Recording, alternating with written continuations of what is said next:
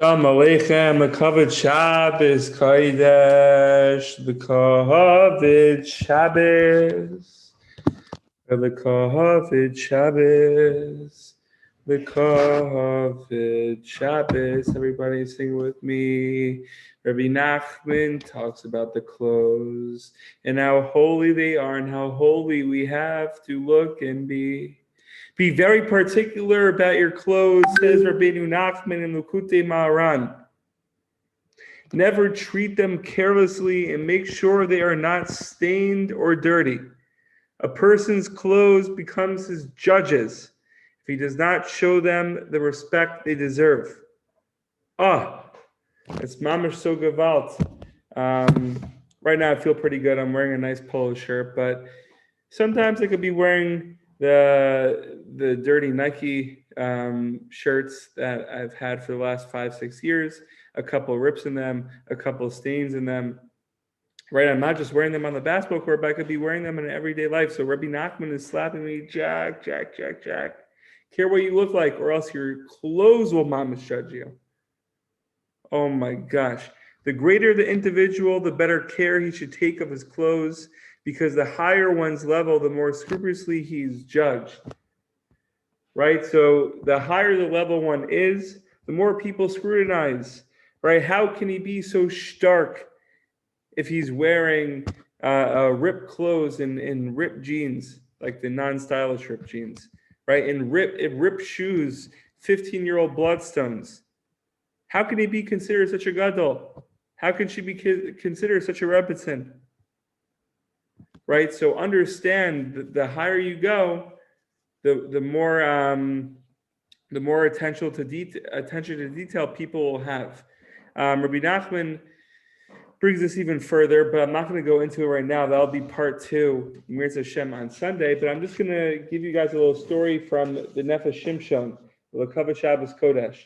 He writes, the tzaddik, in his book, Shabbos Kodesh, Making the Most of Shabbos, Inspiring Insights on the Meaning and Purpose of Shabbos. The link will be in the description below. He writes how clothes, right? It wasn't random that I was singing Kavod Shabbos before we started. And it wasn't random. We were talking about clothes. The Nefesh Shimshon points out the halacha that was brought up in Masechet Shabbos 121b, I believe. And I'm not going to go into it, but it's a Mishnah or a Gemara with Rabbi Eliezer. Let me just repeat it right now. And you shall bathe and anoint yourself and put on your garments. Not Rabbi Eliezer, it's Rabbi Elazar. These are the garments of Shabbos. Gewalt. We have to change it to our weekday, right? I could think this polo is so gewalt. I could think it's so special, but there's nothing better than the Shabbos Kodesh clothes. We mamish have to set aside special pants, special socks, right? It's gewaldic having the colored socks, so big. As a child in Williamsburg, Brooklyn, we had a neighbor who had a very menial job, right? Just a pashut yid. I would see him walking around all week in soiled work clothes. When Shabbos came, when Shabbos Kodesh, and everyone's able to hear the Kavod Shabbos, he donned a splendid shtreimel in Bekisha with a lovely floral design, with his long beard that we all yearn to have. You could think he was a Rebbe. I didn't even recognize him. Oh, Gevaldik, Chavra. Right, Rabbi Nachman is talking about the clothes and how when people are going from level to level, even if people aren't considered tzaddikim or aren't scrutinized the way Rabbi Nachman was describing, right, we have to understand the clothes are judging us. Forget other people, the clothes themselves are judging us. Right, so we may not be shining throughout the week, or we could feel like we're shining with the non-ripped clothes we have, the beautiful polo shirts of the week. When Shabbos Kodesh comes, we all know, even if I wear the same polo, which is not ideal, you want to set aside clothing, special clothing.